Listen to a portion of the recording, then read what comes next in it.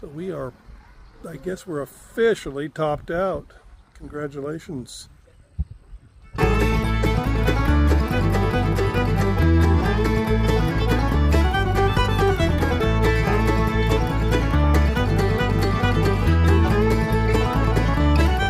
As promised, I was going to open and close this door. So we've only got 2 of the hinges in. We're going to do 3. But you can see, and he did this with the planer. He beveled this edge with the planer. The hinges are hidden. Pretty cool, huh? Can you push this open again, Noe?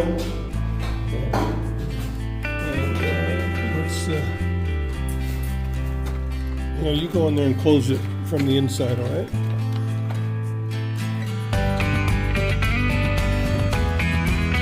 It looks like more because it's not a bevel like this, but it's a bevel corner.